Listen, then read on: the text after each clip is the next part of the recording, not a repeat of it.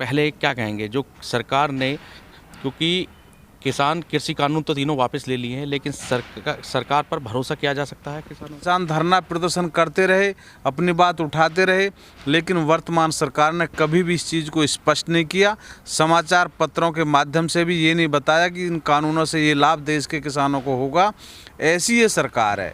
इस सरकार को झुकना पड़ा किसानों के सामने, चूँकि 80% लोग गाँव में बसते हैं जो किसान हैं, और जब वो अपनी पूरी ताकत के साथ सड़क पर लड़ने के लिए उतारू हुए और जब चुनाव वर्तमान में आता इनको देखा तो इन्होंने किसानों के डर की वजह से ये काले कानून वापस लिए। ये किसानों की जीत है, देश के उन 80% किसानों की जीत है जो गांव में निवास करते हैं।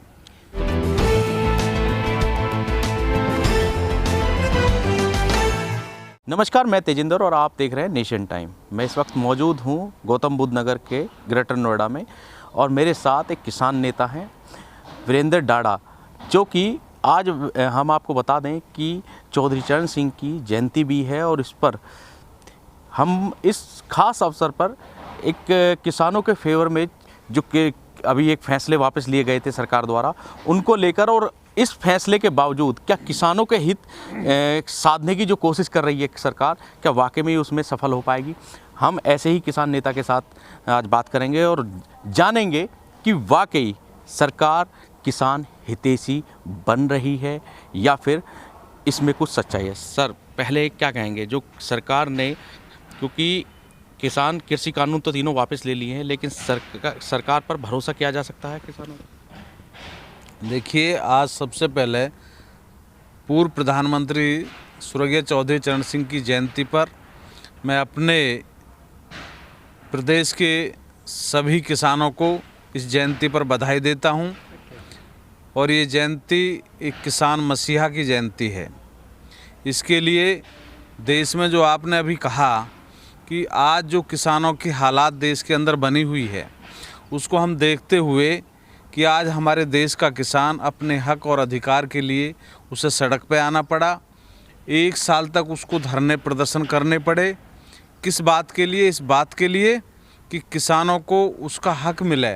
किसानों की मांग थी कि 3 काले कानून हटाए जाएं, और इस वर्तमान सरकार ने 3 काले कानूनों के बारे में स्पष्टीकरण नहीं दे पाई। ये सरकार ये बताती कि इन कानूनों से ये लाभ किसानों को होगा, इसी को देश का किसान पूछता रहा। किसान धरना प्रदर्शन करते रहे, अपनी बात उठाते रहे, लेकिन वर्तमान सरकार ने कभी भी इस चीज़ को स्पष्ट नहीं किया। समाचार पत्रों के माध्यम से भी ये नहीं बताया कि इन कानूनों से ये लाभ देश के किसानों को होगा। ऐसी ये सरकार है।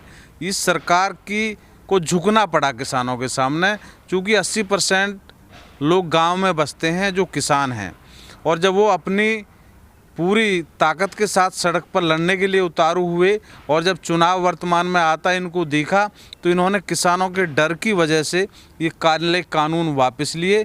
ये किसानों की जीत है, देश के उन 80% किसानों की जीत है जो गांव में निवास करते हैं। तो सरकार पर भरोसा नहीं है, मतलब यह किसान नहीं कर पाएगा इन सब चीज़ों के बाद भी?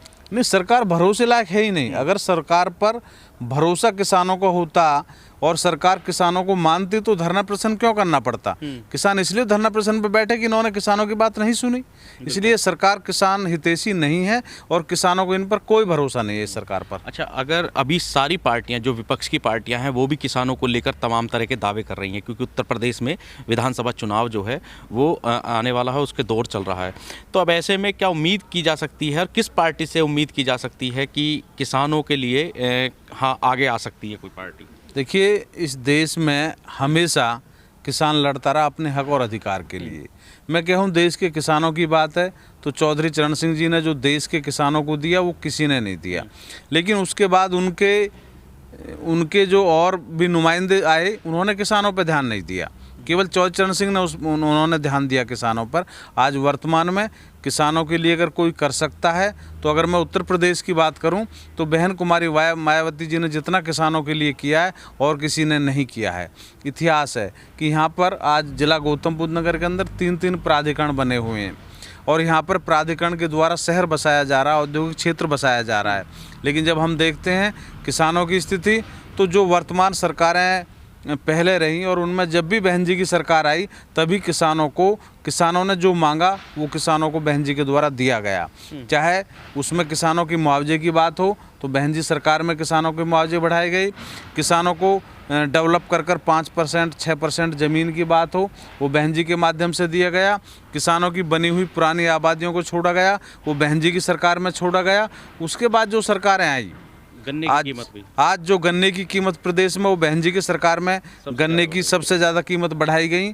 और भी जो किसानों की हर समस्या को बहन जी ने हमेशा प्राथमिकता पर रखा। आज वर्तमान में हम देखते हैं कि सुप्रीम कोर्ट का आदेश है 10% किसानों को डेवलप करके ज़मीन दी जाए, ये सरकार ने नहीं दी। सरकार में जो कोर्ट गए उनको ज़मीन दी है और आम किसान के लिए नहीं घोषणा की गई है। यहाँ के किसानों का कोई मुआवजा नहीं बढ़ाया गया। एयरपोर्ट की नींव बहन जी ने डाली तो एयरपोर्ट के किसानों के साथ जो अत्याचार हुआ है, अनदेखी की गई है इस वर्तमान सरकार ने, वो सब जग जाहिर है, हम लोग देख रहे हैं। एयरपोर्ट की आपने बात की, एयरपोर्ट का क्या लगा है कि काम वाकई शुरू हो गया है या फिर ये एक चुनावी स्टंट था केंद्र सरकार और उत्तर प्रदेश सरकार का? देखिए, एयरपोर्ट की नींव बहन जी ने डाली।